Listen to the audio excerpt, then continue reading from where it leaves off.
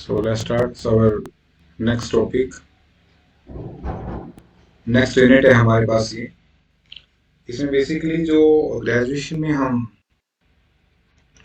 Abstract algebra, जिसको group and rings भी बोला जाता है, पेपर नाम है, पेपर का नाम है, वो पढ़ते हैं। उसी से मिलता जुलती है हमारे पास नेक्स्ट यूनिट। इसमें हम अलजेब्राइक स्ट्रक्चर पढ़ने वाले हैं, ठीक है। तो इसमें हम देखेंगे कि बेसिकली जो ग्रुप्स हैं उनके स्ट्रक्चर इसमें गिवन होंगे आपको।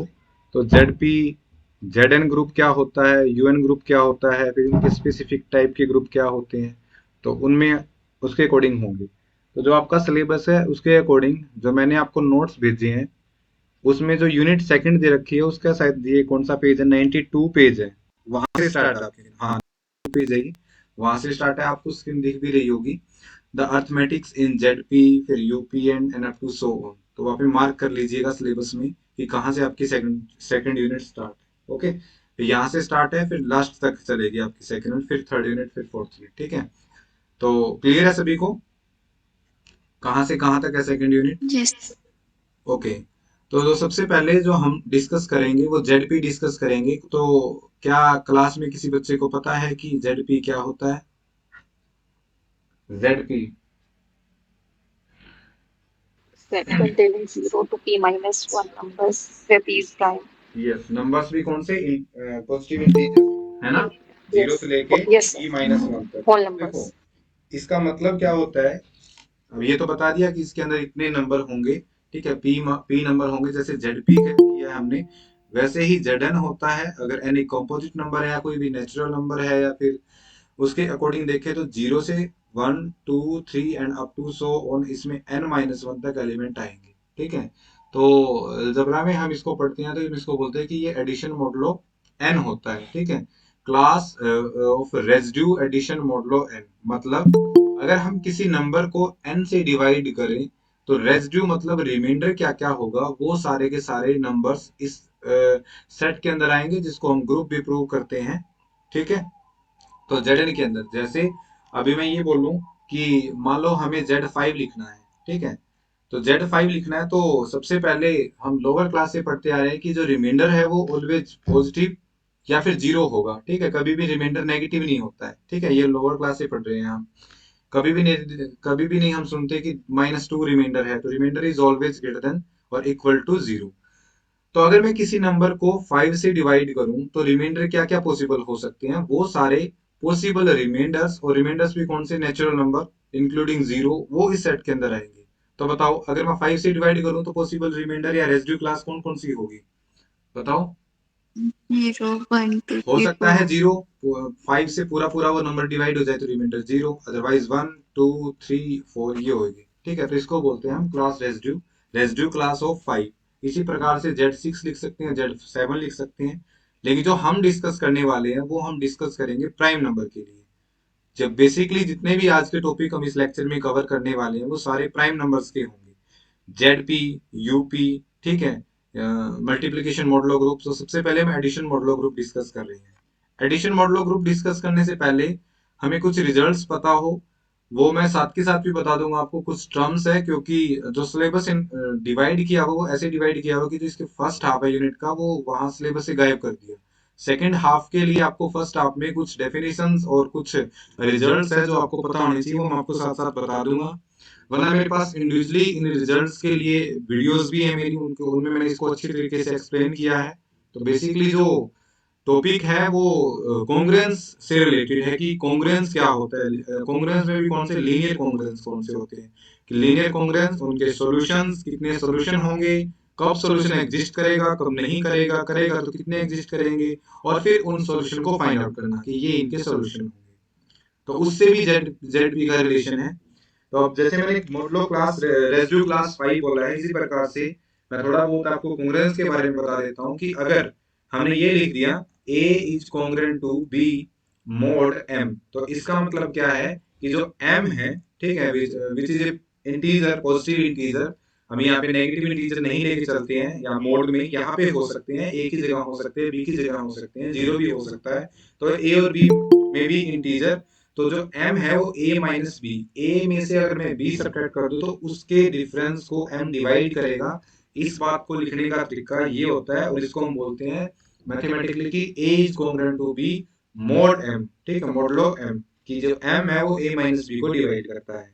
अब जैसे मैंने ऊपर बताया है कि आपको Z5 के अंदर अगर किसी नंबर को हम डिवाइड करें 5 से तो पॉसिबल रिमाइंडर लिखेंगे। तो इसी बात को उसने बोला है, देखो यहाँ पे क्या लिखा कि we know that linear congruence. अब मैं बता दूं कि कॉन्ग्रुएंस के सॉल्यूशन कब एग्जिस्ट करते हैं। सॉल्यूशन किसी भी कॉन्ग्रुएंस के, ये तो कॉन्ग्रुएंस हो गया। अब कॉन्ग्रुएंस के कोरस्पोंडिंग लीनियर कॉन्ग्रुएंस क्या होगा कि a को मैं किसी अननोन नंबर से, जिसको हमने स्मॉल x बोल दिया, उसके साथ मल्टीप्लाई कर दिया, congruent to b mod m।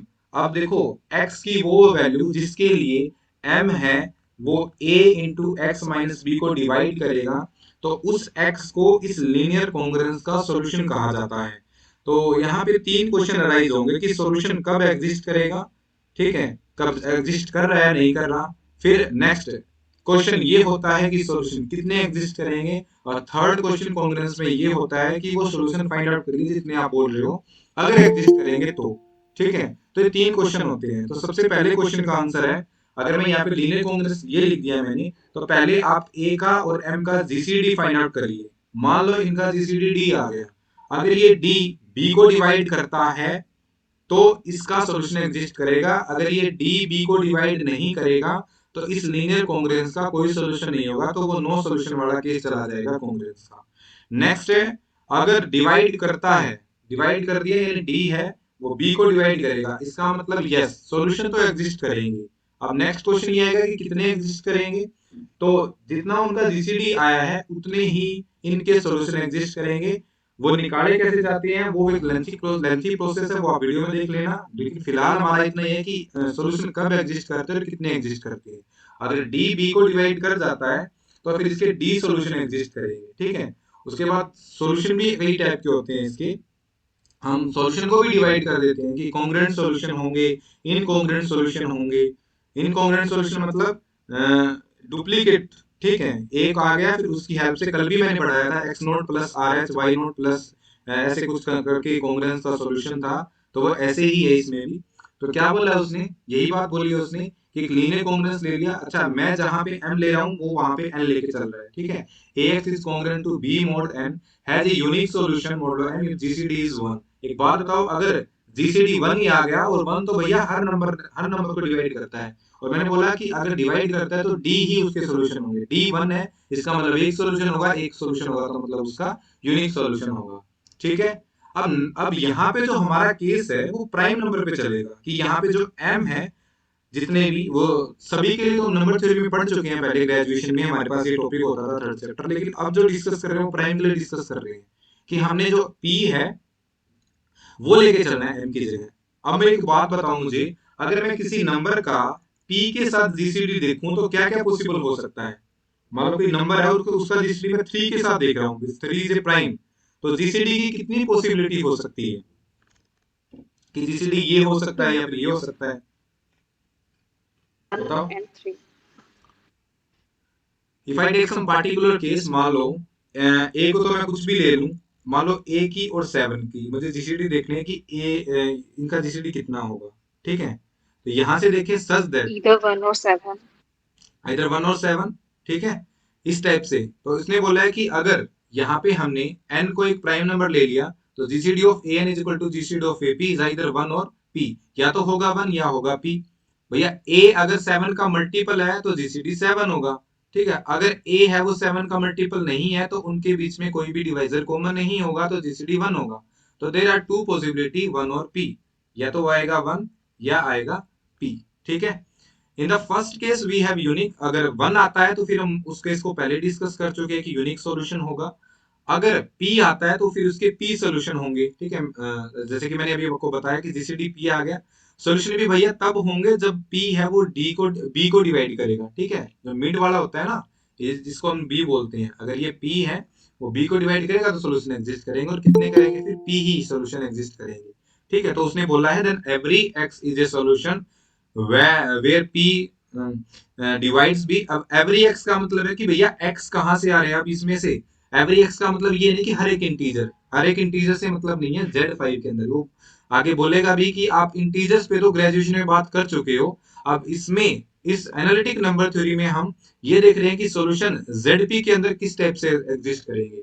ठीक है, अब इन्हीं बात को कहने का तरीका एक कांग्रेस में कांग्रेस की फॉर्म में भी हो सकता है। उसने बोला है कि one may view this elementary result saying that the polynomial ax minus b, जैसे मैंने यहाँ पे लिखा है ना, देखो ये ax माइनस बी है, अगर x इसमें अननोन है तो इसको लीनियर लीनियर पोलोमियल बोलते हैं जिसकी डिग्री वन होती है, तो इसमें डी वन हो जाएगा ओवर जेड पी। ठीक है, किसी भी कभी भी अब यहाँ पे हम डिस्कस करेंगे, जैसे तुमने फर्स्ट ईयर में भी पढ़ा होगा फील्ड थ्योरी में भी, अगर ओवर जेड पी लिखा होगा किसी के साथ में तो मतलब आप उस सेट के ऊपर काम कर रहे हो, मतलब जो एलिमेंट आप लेके चल रहे हो वो जेड पी के अंदर से आएंगे। ठीक है, और सच दैट उसने साथ में कंडीशन ली है कि a is not congruent to zero mod P.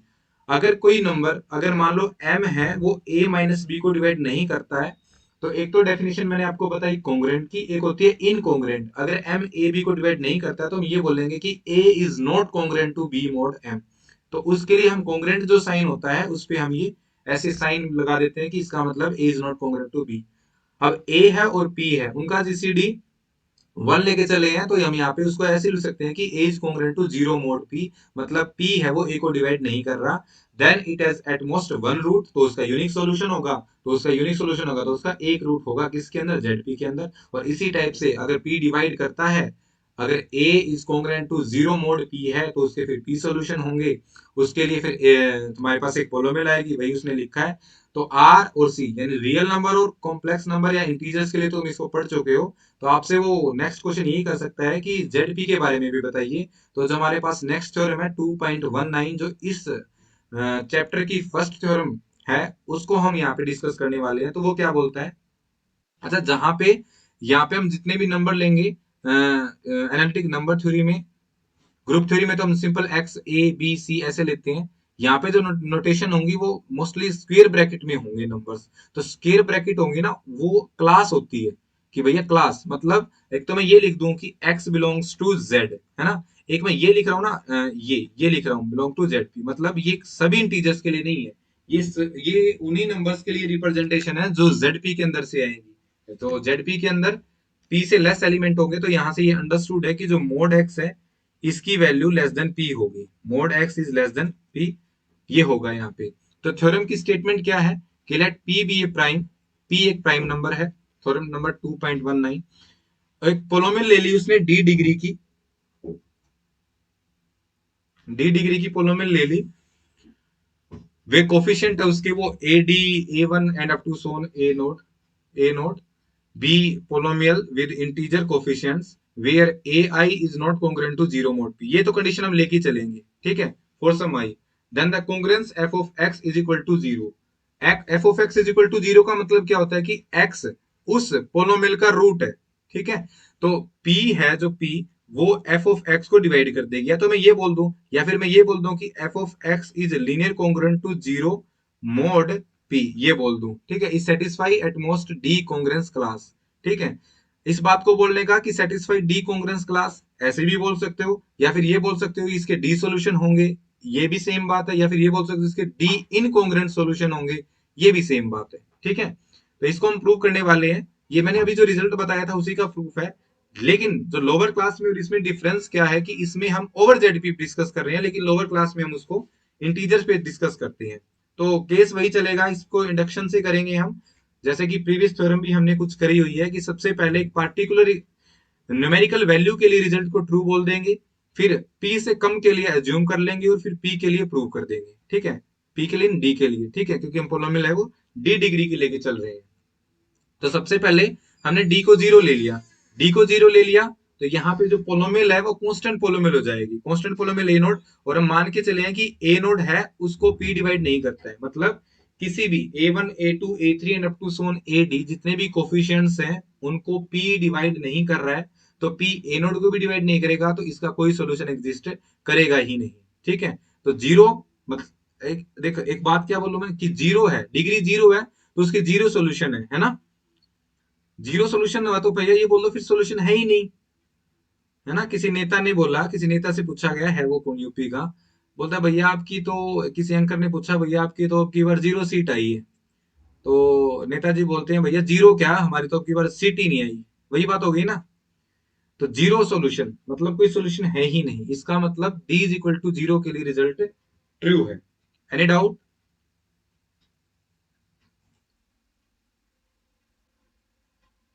M I audible? Yes sir.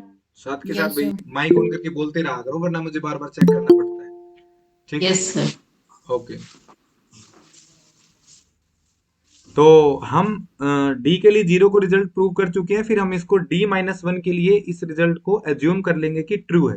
तो मान लेंगे कि जिन पोलोमिल्स की डिग्री डी से कम है, यानी up to d minus one है, तो उसके लिए रिजल्ट ट्रू हो जाएगा। और रिजल्ट क्या बोलता है कि अगर डी माइनस वन की कोई डिग्री है तो उसके d minus one roots Z P के अंदर आएंगे। तो वो बात उसने बोल दी कि द वी एज्यूम दैट, जैसे कि इंडक्शन में हम लेके चलते हैं कि डी से कम यानी डी माइनस वन के लिए हमने रिजल्ट को एज्यूम कर लिया। फिर नेक्स्ट में क्या बोलता है, नेक्स्ट में बोलता है कि if the congruence f of x is equal to zero, यानी f ऑफ x जो उसने डिग्री की पॉलिनोमियल रखी है उसके नो सॉल्यूशन है, देयर इज नथिंग टू। अगर उसका सॉल्यूशन ही नहीं है, अगर f of x is equal to zero है, जीरो डिग्री की पॉलिनोमियल, तो नथिंग टू प्रूव। अगर नहीं है, सो दैट सपोज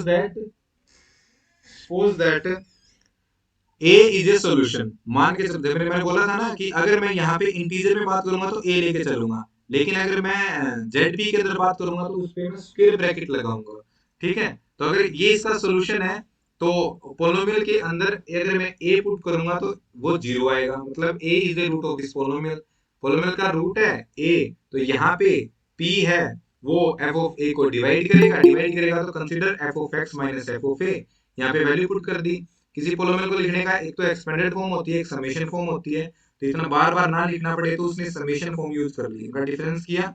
फिर कोफिशिएंट दोनों के सेम है पोलोमियल्स की, ए आई को कॉमन ले लिया, और जो लास्ट में बचा है वो तुम्हारे पास ये बच जाएगा। अब देखो एक्स आई माइनस ए आई, इसको उसने नाम दे दिया, आई की वैल्यू 1 से लेकर डी तक पता चलेगी, एक्स आई माइनस ए आई। इसमें से अगर मैं एक्स माइनस ए कॉमन लूं तो माइनस है तो प्लस की क्वांटिटी बचेगी यहाँ पे, तो ये आ जाएगा तुम्हारे पास। So that by taking out the common x minus a we have this. तो इन दोनों पोलोमियल का जो डिफरेंस है वो तुम्हारे पास आया x minus a into g of x. ये बच्चों इसलिए करा गया है क्योंकि अगर मैंने x माइनस ए कॉमन ले लिया, x माइनस ए कॉमन लेने से जो डिग्री है इसकी, क्योंकि i की वैल्यू 1 से लेकर d तक है, अगर मैंने एक फैक्टर इसमें से कॉमन ले लिया तो जो डिग्री बचेगी पोलोमियल की वो d माइनस वन के लिए बच जाएगी, जिसको उसने g ऑफ x बोल दिया।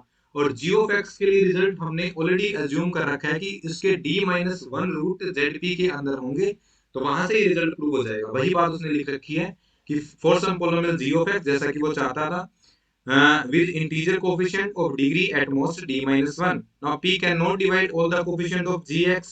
If it did, then since it also divide f of a, अगर सभी कोफिशिएंट्स को अगर वो डिवाइड कर देता है तो फिर तो प्रूव करने के लिए कुछ था ही नहीं। तो it would have to divide all the coefficient f of x plus f of x minus a into g of x. Against our supposition कि जी ऑफ एक्स के लिए तो हमारे पास रिजल्ट ट्रू है, तो वहां से करेंगे, तो वहां से इसका एक रूट और आ जाएगा जिसको उसने बी बोल दिया, तो वहां से f of b minus f of a, उसकी वैल्यू यहाँ पे ये आ जाएगी। और ये इन्हें प्रूव करना था कि उसके जो टोटल रूट है वो कितने हो जाएंगे, one plus D minus one, one से वन कैंसिल हो जाएगा यहाँ से, तो जो टोटल रूट है वो कितने हो जाएंगे, डी हो जाएंगे एफ ऑफ एक्स के। और जो एफ ऑफ एक्स की डिग्री थी वो हमने डी लेके चल रखी थी। ठीक है, जो मैंने बताया है इस पैराग्राफ में यही एक्सप्लेन कर रखा है।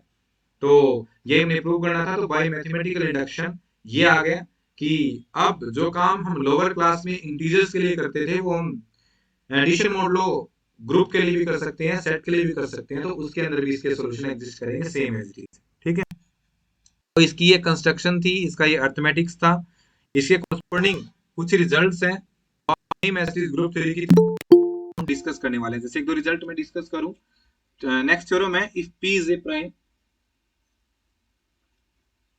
if p is a prime, अगर p कोई प्राइम नंबर है such that a is not congruent to g mod p, इस पूरी लाइन का मतलब ये होता है कि p है वो a को डिवाइड नहीं कर रहा। ठीक है, क्योंकि कॉन्ग्रेंट की डेफिनेशन क्या होती है कि p divides a minus zero, not congruent की डिवाइड नहीं कर रहा, a माइनस जीरो कितना होगा, a होगा। तो इस बात को लिखने का तरीका वो कॉन्ग्रेंट की फॉर्म में लिख रहा है। ठीक है, तो ये चीजें तुम्हें गिवन है, प्रूव क्या करना है तुम्हें इसमें, टू प्रूव प्रूव आपको ये करना है कि a raise to power p minus one करूं तो अगर उसमें से मैं वन सब्ट्रैक्ट कर दूं तो p उसको डिवाइड करेगा, ये प्रूव करना है। ठीक है, ये तुम्हारे पास वैसे लोअर क्लास में होता था, तीन थ्योरम होती थी तुम्हारे पास, विल्सन थ्योरम, फर्मेट थ्योरम और आइलर थ्योरम। तो ये आइलर थ्योरम है, ठीक है, जिसके अंदर हम यहाँ पे आइलर फाइव फंक्शन भी होगा जिसको मैं थोड़ी देर में एक्सप्लेन करूंगा, तो उसी से कोरस्पॉन्डिंग रिजल्ट है। हालांकि यहाँ पे उसने बोला नहीं है कि ऐसा कुछ रिजल्ट है ये। तो ये थ्योरम होती है कि ए रेस टू पावर, अगर ए पी को डिवाइड नहीं कर रहा, अगर ए पी को डिवाइड नहीं कर रहा तो ये भी एक अंडरस्टूड बात है कि ए और पी का जीसीडी कितना है, वन है। अगर किसी दो नंबर का, किसी नंबर का किसी प्राइम के साथ जीसीडी वन होता है तो ये रिजल्ट होता है। लेकिन इस रिजल्ट को उसने अब इनकी हेल्प से बताया है कि जेड के अंदर इसको कैसे करेंगे। देखिए, तो वही है, पी एक प्राइम नंबर ले लिया, प्राइम नंबर ले लिया तो जेड पी के अंदर कौन कौन से एलिमेंट होंगे, one, zero, one, two, three, four and up to so on p minus one. अब इन पे बात करेगा, देखो पहली लाइन में क्या लिखा है, the integer one two and up to so on p minus one form a complete set of non zero residue mod p. ठीक है, ये अंडरस्टूड है कि अगर p a को डिवाइड नहीं कर रहा है तो ये जितने भी नंबर है जीरो से लेके p माइनस वन तक ये भी a को डिवाइड नहीं करेंगे। तो एक तो होती है रेजिड्यू क्लास, ठीक है, एक होती है नॉन जीरो रेजिड्यू क्लास, मतलब ये जो जीरोस आएंगे, जीरो को छोड़ के जितने नंबर होंगे ये भी इसको डिवाइड नहीं करेंगे। ठीक है, क्योंकि किसी नंबर को हम जीरो से डिवाइड कर रहे हैं तो ये नॉनसेंस है, ऐसा हम नहीं बोलते हैं। ठीक है, तो if a is not equal to zero mod p, या फिर ये बोल सकते हो साइड में ब्रैकेट में लिख सकते हो, if p does not divide a then x a is equal to y a, means अगर आप यहां से ये है तो a से a कैंसिल करके आप ये सकते हो कि x is equal to y. This implies that a, two a and up to so on जितने भी एलिमेंट है, ठीक है, जीरो को छोड़ के उनको a से मल्टीप्लाई कर दी p माइनस वन। ठीक है, lies in the distinct modulo class of mod p, जिसको हम डिस्कस भी करेंगे। ठीक है, none of these integer is divisible by p, ना तो ये a ना ये two a and up to so ना ही a into p minus one, इनमें से किसी कोई भी नंबर p से डिवाइड नहीं होगा, और जो नंबर p से डिवाइड नहीं होगा तो फिर इसकी रेसिड्यू क्लास के अंदर से रेसिड्यू क्लास में आ जाएगा। ठीक है, मतलब ये पॉसिबल रिमाइंडर हो सकते हैं। ठीक है, क्लियर है। फिर आगे क्या बोलता है, it follow that a, two a and up to so on p minus one are congruent to one two p and this. ठीक है, इसका मतलब जो ये आपने ले रखे थे वन टू थ्री, ये भी इसकी कॉन्ग्रुएंट क्लास में थे, और ये नंबर है ये भी सारी इसकी कॉन्ग्रुएंट क्लास में हो गए, तो मतलब ये जो सारे नंबर्स है ये इनके कॉन्ग्रुएंट हो जाएंगे। ठीक है, क्लियर है। उनको कैसे हो जाएंगे वो भी हम डिस्कस कर रहे हैं। इन सम ऑर्डर, कुछ ना कुछ ऑर्डर में होंगे। फॉर इंस्टांट, अगर देखो कैसे होंगे ये वो एक्सप्लेन कर रहे हैं हम, कि मान लो p मैंने फाइव ले लिया, एक पार्टिकुलर केस ले लिया मैंने। ठीक है, if I take p is equal to five, okay, और a को मैंने थ्री ले लिया। ठीक है, a को ले लिया थ्री और b को ले लिया फाइव। अब z5 के अंदर कौन कौन से एलिमेंट होंगे, वो होंगे zero, one, two, three, four, ये एलिमेंट होंगे। और अब ए थ्री ले रखा है तो ये नंबर बनाना, मतलब जितने भी जीरो को छोड़ के इतने नंबर है इन सभी को तीन से डिवाइड, तीन से मल्टीप्लाई करना है। तो वन को करेंगे थ्री से थ्री, टू को करेंगे थ्री से सिक्स, इसको करेंगे थ्री से नाइन, इसको करेंगे ट्वेल्व, ये नंबर आ गए। अब ये कॉन्ग्रुएंट है। कॉन्ग्रुएंट क्या है, इस बात को कहने का एक तरीका और होता है जिसको हम ये बोलते हैं कि नंबर को रिड्यूस कर दिया। ठीक है, वो मैं साइड में एक्सप्लेन कर रहा हूँ। देखो, मान के चलो किस पे काम कर चल रहा है, Z5 पे काम चल रहा है, और कोई बच्चा बोल दे सर 11 आता है क्या Z5 में। ठीक है, तो पता है किसी को 11 है क्या Z5 में, बताओ। Sir, as a remainder one. Yes, बिल्कुल सही जवाब दिया है। यस, हम बोलेंगे उसको कि है यस 11 भी Z5 के अंदर है, लेकिन अगर 5 से कोई बड़े नंबर है तो पहले हम उस नंबर को रिड्यूस करेंगे। रिड्यूस करने का मतलब होता है कि पहले 11 को 5 से डिवाइड करेंगे, उसके बाद रिमाइंडर देखेंगे, और जो रिमाइंडर आएगा वो पक्का उस ZP के अंदर होगा। ठीक है, तो बताओ थ्री किसकी तरह बिहेव करेगा, बताओ। थ्री तो थ्री की तरह बिहेव करेगा ना, क्योंकि थ्री को 5 से डिवाइड करेंगे तो थ्री रिमाइंडर आएगा। सिक्स किसकी तरह बिहेव करेगा, जैसे 11 कर रहा था 11 बिहेव करेगा वन की तरह। ठीक है, इसी प्रकार से 6 को अगर 5 से डिवाइड करूंगा तो रिमाइंडर कितना बचेगा, वन। One. 9 किसकी तरह बिहेव करेगा, Four. 4 की तरह, और 12 2 की तरह। तो वही बोला उसने कि भैया ये जो आपने 3, 6, 9, 12 लिखे हैं ना, ये कॉन्ग्रेंट क्लास, ये और कुछ नहीं है, दोबारा वही आ जाएंगे, लेकिन उनका ऑर्डर अलग हो जाएगा। 1 2 3 4 नहीं आई, ठीक है, 3 1 4 2 आए, तो ये लिखी उसने ब्रैकेट में 3 1 4 2। इसको इसको बोलते हैं रिड्यूस करना।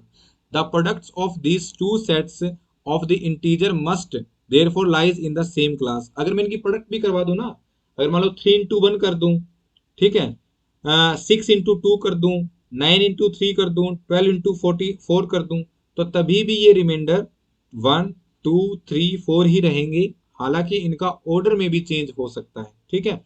तो वही बात बोल दिया उसने। अगर ऐसा है तो भैया हम क्या करते हैं, जितने भी कॉन्ग्रुएंस हम बनाएंगे उनकी मल्टीप्लाई करते हैं लेफ्ट साइड में, तो लेफ्ट साइड में मल्टीप्लाई कर दी इन सभी नंबर की, 1 की, 2 की, 3 की and up to so on p-1, और राइट साइड में मल्टीप्लाई कर दी a की, 2a की, 3a की and up to so on p-1 into a की, मल्टीप्लाई करी। तो ये मैंने तुम्हें पहले ही बताया था कि ये क्या बन जाएगा,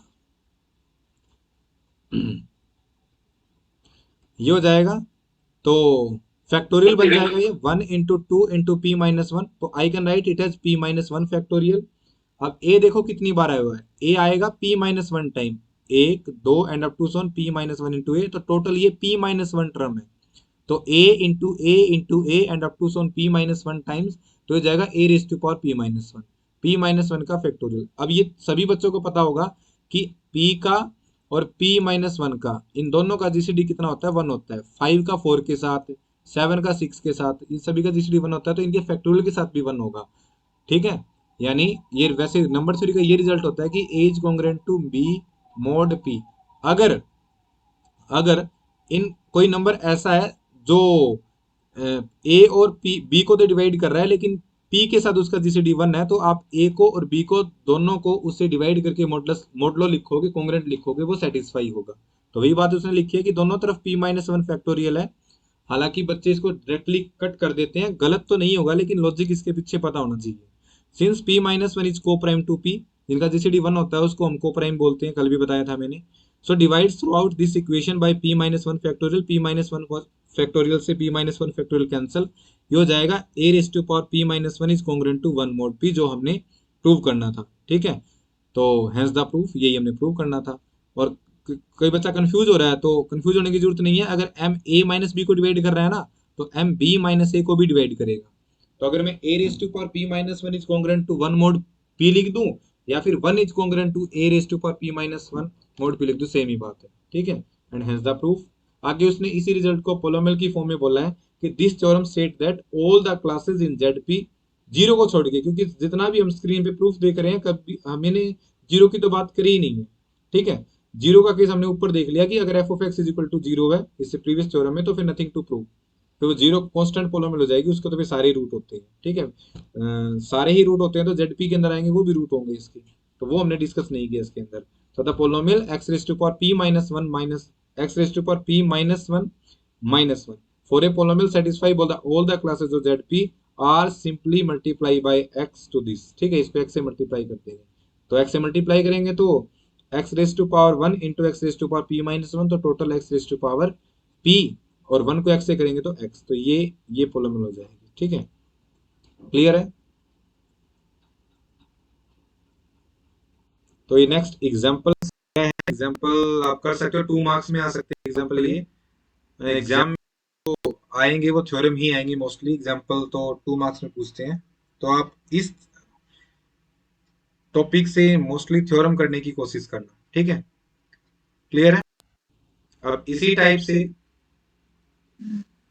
अच्छा बच्चों, ये जो यूनिट्स वगैरह हैं, ये जितने भी टॉपिक है, ये ये आप कर सकते हो, ठीक है। इसके अंदर कोई डिफरेंस नहीं है, जो डिफरेंस होगा वो मैं आपको बता दूंगा।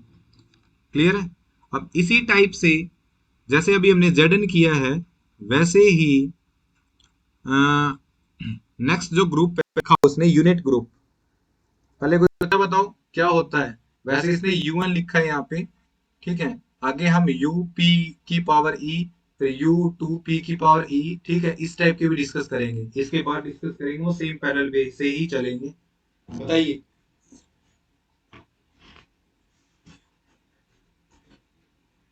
एनीवन, कोई भी। All those elements whose GCD with n is 1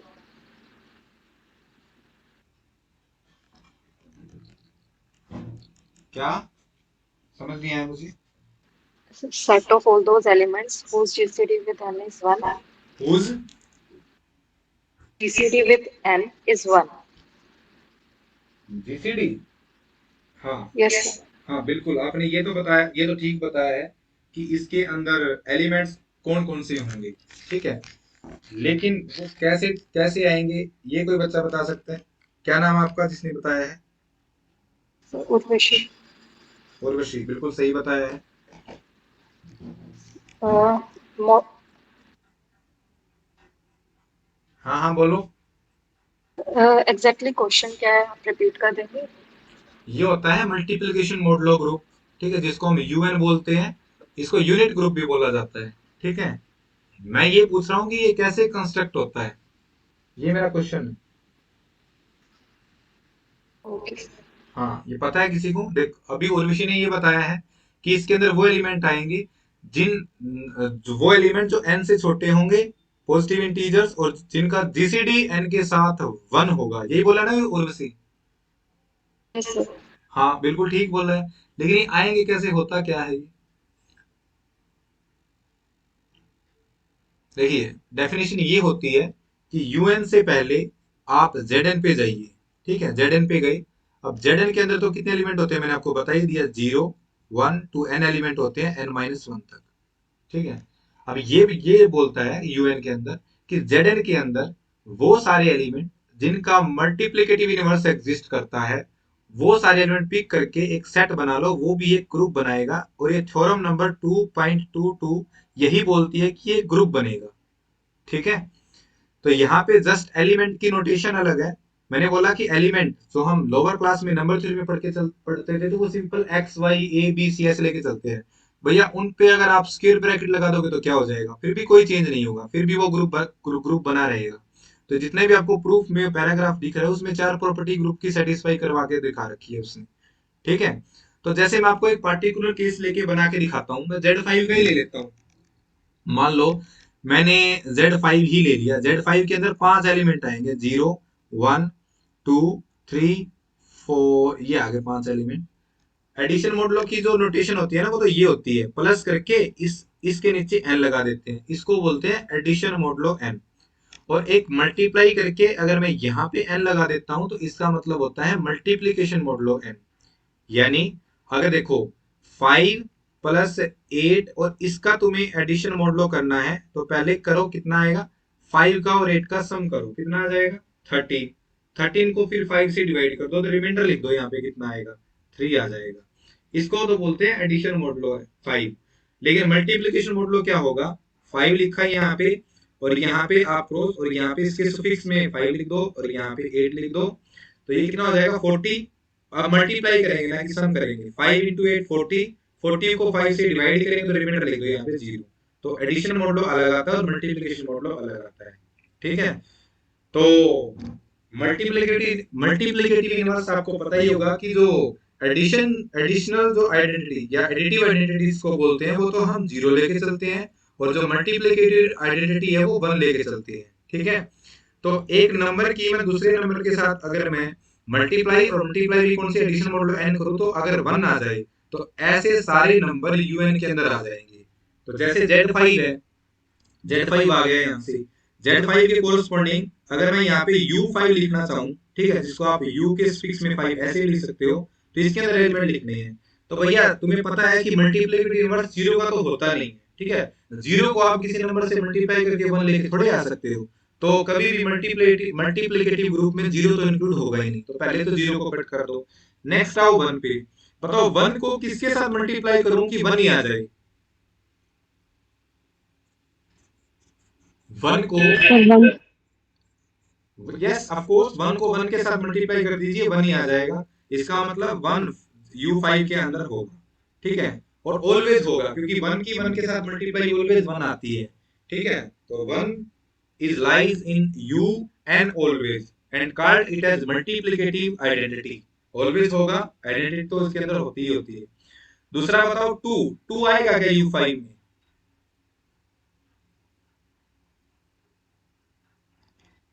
क्या U5 में 2 आएगा?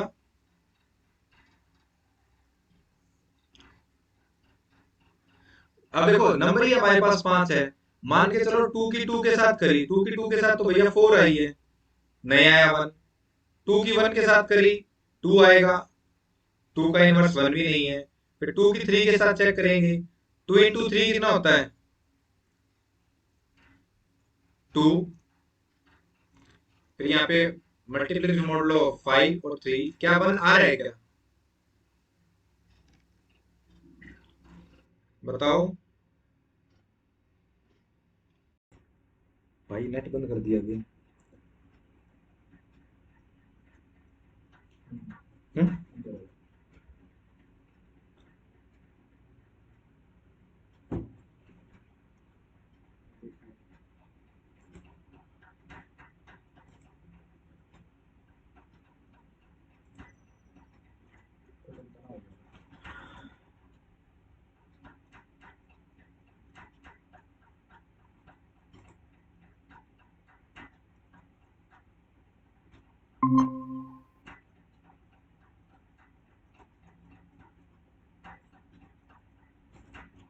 Am I audible? Yes, sir. Okay हाँ, तो 1 के बाद मैं 2 की बात कर रहा था कि बताओ 2 आएगा इसके अंदर, U5 के अंदर।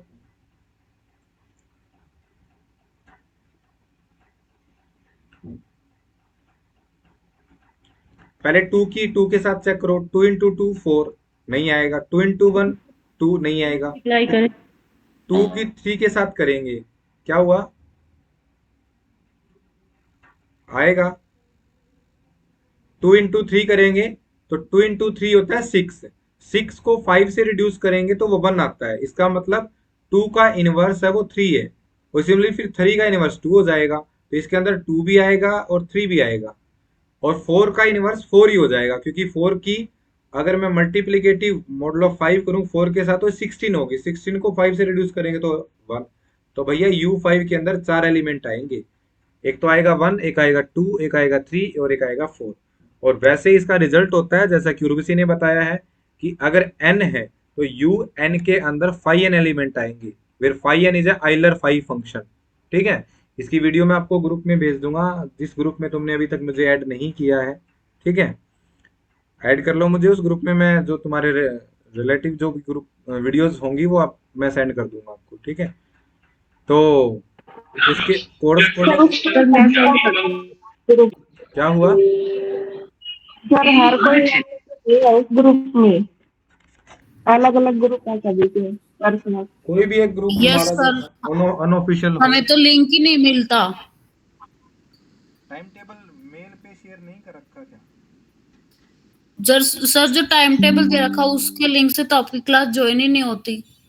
ये दूसरा है गुड़िया, ये लिंक जो है दूसरा है, वो लिंक काम नहीं कर रहा था तो मैंने दूसरा जनरेट किया है, जो मैंने व्हाट्सएप ग्रुप में डाल भी रखा है। वो हमारे ग्रुप में नहीं आता सर आपका कोई भी लिंक। तो आपने गलत ग्रुप तो नहीं ज्वाइन कर रखा, या मेरी गलत क्लास ज्वाइन तो नहीं कर रखी। नहीं सर, डिफरेंट ग्रुप हैं, मतलब कुछ स्टूडेंट्स के अलग कुछ स्टूडेंट्स के अलग बना रखे हैं। अच्छा, तो वो टीचर्स पता नहीं क्या करते, कुछ ग्रुप्स में तो कुछ भेज देते हैं, कुछ इन्फॉर्मेशन नहीं भेजते। नहीं ऐसा तो नहीं है। ऐसा ही है सर, आज भी हमने स्टूडेंट से लिया है। अच्छा, तो आप इसमें नहीं, लास्ट 2 डेज से क्लास ही ज्वाइन नहीं होती। इस ग्रुप में सर नहीं मैंने हो क्या? थोड़ी देर पहले आपको जो लिंक सेंड किया था ऑनलाइन ग्रुप का, वही ग्रुप है हमारा, आप उसी में लिंक सेंड कर दो। आप इस ग्रुप पे नहीं हो क्या, 2022 to 23 DD same 3? Sir online offline दो ग्रुप हैं, अच्छा, तो नहीं आप सर, तो ऑफलाइन वालों को भी सेंड कर देते हैं, ऑनलाइन वाले रह जाते हैं. अच्छा, कोई बात नहीं, आप ज्वाइन कर लेना, किसी को दिक्कत हो तो मेरे पास मैसेज कर देना। ठीक है, तुम बताओगे नहीं तो कैसे पता लगेगा ये बताओ।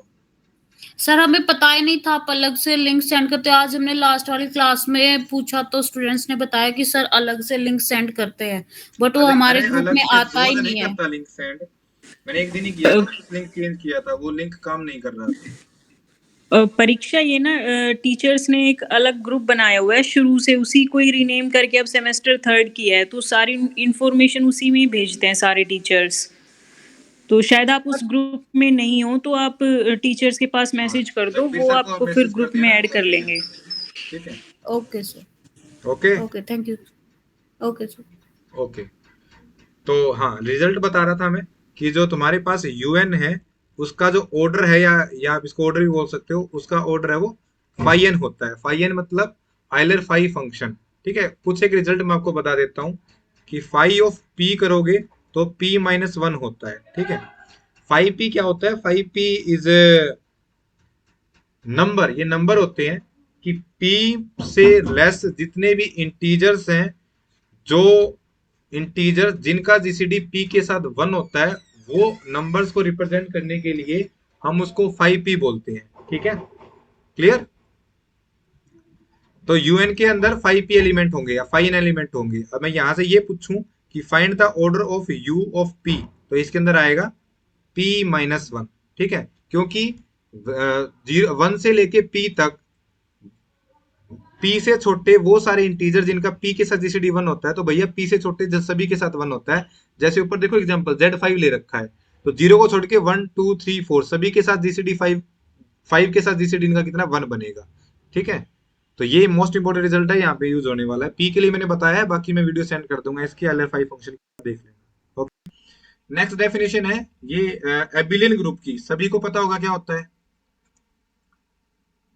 Abelian group? Yes sir. Commutative group. Yes, commutative group भी बोलते हैं इसको, एबिलियन ग्रुप भी बोलते हैं। तो जिस ग्रुप के सारे एलिमेंट एक दूसरे के साथ कम्यूट करें, मतलब आप ए डॉट बी कर लो या ए स्टार बी कर लो या फिर बी स्टार ए कर लो, उसको हम एबिलियन ग्रुप बोलते हैं। तो भैया जो ये जितने भी आज हमने पढ़े हैं, ये जेडपी पढ़ा है, यूपी पढ़ा है, ये सारे के सारे एबिलियन ग्रुप होते हैं, ठीक है। प्रूव करने की तो जरूरत नहीं है ना, इसको ऑलरेडी पढ़ चुके हैं हम। क्योंकि भैया जो जेड पी के अंदर एलिमेंट आ रहे हैं, U5 के अंदर एलिमेंट आ रहे हैं, वो नंबर तो है। आप एक x इंटू वाई कर लो या फिर y इंटू एक्स कर लो, क्या अलग अलग आएंगे क्या? No sir. सेम ही नो आएंगे। सर। इसका मतलब नंबर सिस्टम में जितने भी हम लेके चलते हैं ग्रुप्स, वो सारे कॉम्यूटेटिव होते हैं, एबिलियन होते हैं, ठीक है। आगे जो डेफिनेशन दे रखी है, एग्जांपल दे रखे हैं, ये बहुत अंडरस्टैंडेबल है, इनको आप कर सकते हो, कोई अलग से चीज नहीं दे रखी है ये, ठीक है। सिंपल रिजल्ट्स हैं, इनको आप कर सकते हो। Okay, so the next topic is primitive roots. Anyone जो बता दे कि प्रिमिटिव रूट्स कौन से होते हैं? तो होते हैं रूट्स, एक होते हैं प्रिमिटिव रूट्स।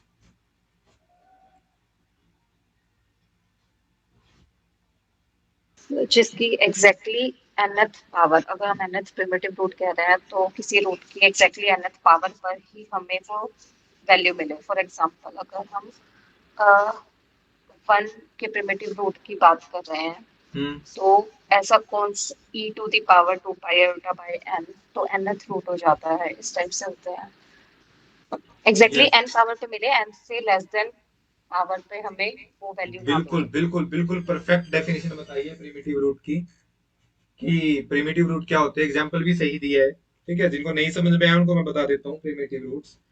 जैसे मान लो ये बोल दिया x raise to power 3 minus 1 is equal to 0, या फिर आसान सा ले लेता हूँ x की power 4 minus 1 is equal to 0। भैया अगर इसके रूट देखे तो सभी बच्चे को पता है इसके रूट क्या होते हैं, 1 माइनस 1 आयोटा और माइनस आयोटा, यही होते हैं ना, है ना।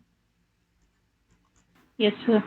लेकिन Yes, sir. रूट्स में से प्रिमिटिव रूट कौन से होंगे कि अगर मैं यहाँ पे x की पावर लिखूं, ठीक है, तो यहाँ पे 4 करने से ही यहाँ पे ये 0 बने। अगर यहाँ पे 4 से तुमने कम किया तो फिर रूट नहीं होंगे, ठीक है।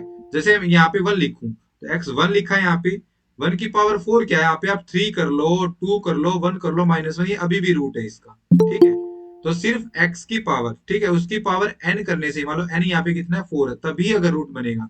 तो भैया 1 भी इस बात को सेटिस्फाई नहीं कर रहा है, माइनस 1 भी बात को इसका सेटिस्फाई नहीं करेगा, क्योंकि माइनस 1 का स्क्वायर माइनस 1 करेंगे वो भी 0 हो जाएगा। तो minus 1 and 1 is not primitive root, लेकिन आयोटा और माइनस आयोटा ये इसके प्रिमिटिव रूट हो जाएंगे, ठीक है। तो this is the definition of primitive root, जो उर्वशी ने आपको बताई है वो सेम है, ठीक है। एनी डाउट किसी को? अब जो ये प्रिमिटिव रूट्स की जो डेफिनेशन है वो उसने दे रखी है, लेकिन वो डेफिनेशन उसने ग्रुप की फॉर्म में दे रखी है, जो अभी हमने इससे प्रीवियस ग्रुप पढ़ा है जिसको यूएन हम बोल रहे हैं। यूएन जिसको हम बोल रहे हैं कि इफ यूएन इज साइक्लिक, ठीक है, एक तो होता है एबिलियन, एक होता है साइक्लिक। साइक्लिक ग्रुप क्या होता है सभी को पता होगा ना। साइक्लिक ग्रुप होता है कि अगर एक एलिमेंट से पूरा का पूरा ग्रुप जनरेट हो जाए, ठीक है, यानी एक एलिमेंट है उसकी आप उसी के साथ कंपोजिशन कराते चले जाओ, कराते चले जाओ, कराते चले जाओ, और फिर दोबारा सेट के सारे एलिमेंट आ जाए तो उसको हम उसको साइक्लिक ग्रुप बोलते हैं, और उस एलिमेंट को उसको उसका जनरेटर बोलते हैं। ठीक है, क्लियर है। तो अगर ऐसा कोई एलिमेंट उसके अंदर मिल जाता है तो वो ग्रुप साइक्लिक होता है, अगर ऐसा एलिमेंट नहीं मिलता है तो वो ग्रुप साइक्लिक नहीं होता है। अब इसी बात को वो प्रिमिटिव रूट की हेल्प से क्या बोल रहा है कि if U N is cyclic then generator g को एलिमेंट ले लिया उस ग्रुप का यूएन का, तो g is called primitive root modulo n. ठीक है, क्योंकि हम जो डिस्कस कर रहे हैं जेडपी के अंदर या यू के एन के अंदर वो एडिशन मॉडुलो या मल्टीप्लिकेशन मॉडुलो डिस्कस कर रहे हैं। तो यहाँ पे एडिशन मॉडुलो मल्टीप्लिकेशन मॉडुलो तो मैं बोल रहा हूँ, लेकिन यहाँ पे बुक में कहीं भी एडिशन या मल्टीप्लिकेटिव वर्ड का यूज नहीं कर रखा है, तो वो मैं आपको बता रहा हूँ। ठीक है, this means that g has order equal to n. ये भी तुम्हें पता होगा कि जनरेटर का जो ऑर्डर है वो हमेशा ग्रुप के ऑर्डर के इक्वल होता है, और अभी मैंने बताया था कि ग्रुप का यूएन का ऑर्डर कितना होता है, फाई एन होता है। इसका मतलब जी का ऑर्डर भी कितना हो जाएगा, फाई एन हो जाएगा। वही बात उसने लिखी है यहाँ पे कि then the order equal to phi n of U n, so that the power of g is the element of U n. ठीक है, तो आप इस ए की या जी करोगे, जी स्क्वेयर करोगे, जी क्यूब करोगे, जी की पावर 4 करोगे एंड अप टू सोन, तो ये सारे के सारे जो है ये यूएन के ही एलिमेंट आते चले जाएंगे। ठीक है, अब देखो ये जो ये यू के ब्रैकेट में लिख रहा हूं, ये हम ग्रेजुएशन में डिस्कस करते हैं, लेकिन यहाँ पे नोटेशन क्या है, यू के सुफिक्स में एन है, तो इट्स जस्ट अ नोटेशन, तो इसमें कंफ्यूज होने की जरूरत नहीं। Okay, so the next theorem is,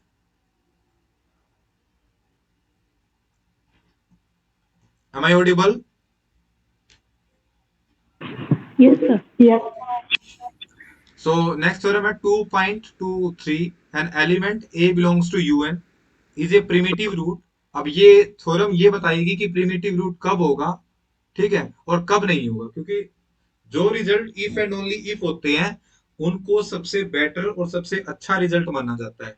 ठीक है, इनको टू साइडेड रिजल्ट भी बोलते हैं कि प्रिमिटिव रूट यूएन के अंदर, मतलब यूएन के अंदर एलिमेंट तो बहुत सारे होंगे, लेकिन उनमें से जनरेटर कौन कौन से होंगे, वो अगर इस कंडीशन को सेटिस्फाई कर जाते हैं, ठीक है, एक एलिमेंट ले लिया मैंने ए बिलोंग्स टू यूएन, ये प्रिमिटिव रूट तब होगा इफ एंड ओनली इफ, या इसको आप ऐसे भी बोल सकते हो कि अगर मैं ए की पावर करूं phi of n upon q, ठीक है, where q is a prime such that q है वो फाई एन को डिवाइड करेगा, is not congruent to one, वो नॉट इक्वल टू वन हो सबसे पहले। ठीक है, तो अगर ऐसा है तो वो उसके अंदर प्रिमिटिव रूट होगा, अदरवाइज रूट नहीं होगा। अगर ऐसा है तो रूट होगा, अगर ये रूट है तो फिर ऐसा भी होगा, ये है। ठीक है, तो बस वन लाइनर प्रूफ है इसका कि if a is primitive root तो वो जस्ट बाय डेफिनेशन ही हो जाएगा, उसका ऑर्डर ही कितना होता है यूएन का, फाई एन होता है, so a i is not equal to one for all i such that, तो अगर ऐसा होगा तो फिर ऐसा एक प्राइम हमें जरूर मिल जाएगा जो फाई एन को डिवाइड करेगा for each prime q dividing n. Conversely हम मान के चलते हैं कि ए इसका प्रिमिटिव रूट नहीं है, प्रिमिटिव रूट नहीं है तो इसका जो ऑर्डर है वो के इक्वल मान लिया हमने, क्योंकि फाई एन के इक्वल तो होगा नहीं, क्योंकि प्रिमिटिव रूट होता तो वो उसका जनरेटर होता है, और जनरेटर होता तो उसका ऑर्डर फाई एन होता, तो वो फाई एन नहीं हमने के मान लिया।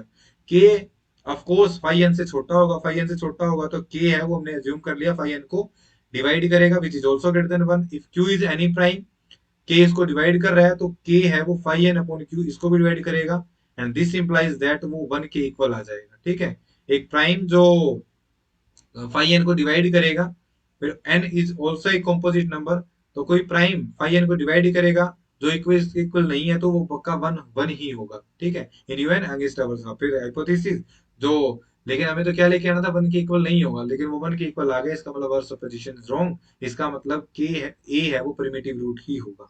ठीक है, इसको कर सकते हो आप, कोई दिक्कत नहीं है एग्जाम में। ओके, तो ये एग्जाम्पल है, ये जितने भी एग्जाम्पल है इनको टिक कर लेना, 2 मार्क्स में आएंगे। Okay, okay sir. Same theorem है, इनको आप एक बार डिस्कस कर लेना जो आज कराई है। अब देखो मैंने जो कराया है तुम्हें वो यूपी कराया है, मतलब यूपी ग्रुप करवाया है। जो नेक्स्ट है वो मैं आपको होमवर्क दे रहा हूँ, आप इसको डिस्कस करना जो आपको दिखाई दे रहा है, यू पी की पावर ई, ठीक है।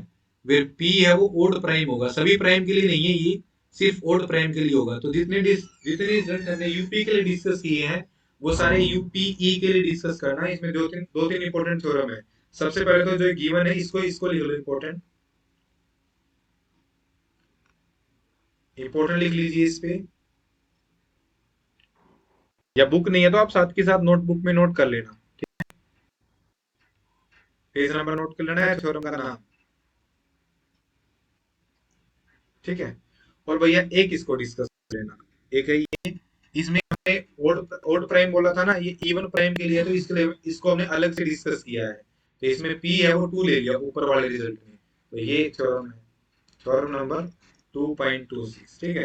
एक बार इनको ट्राई करना, नहीं आए तो मैं कल करवाता हूँ इनको, ओके।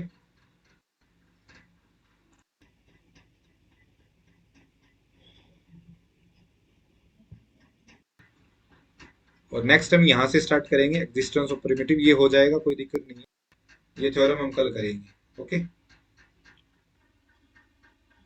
और ओके सर। असाइनमेंट आज या कल बना के आपको दे देंगे, ठीक है। सर जगबीर सर आपको सेंड कर देंगे असाइनमेंट, जितने भी सब्जेक्ट आपके बता दिया सर ने, जगबीर सर ने असाइनमेंट के बारे में आपको। नो सर, नहीं सर अभी। हाँ, क्योंकि अब की बार उन्होंने जिस दिन आपकी लास्ट क्लास है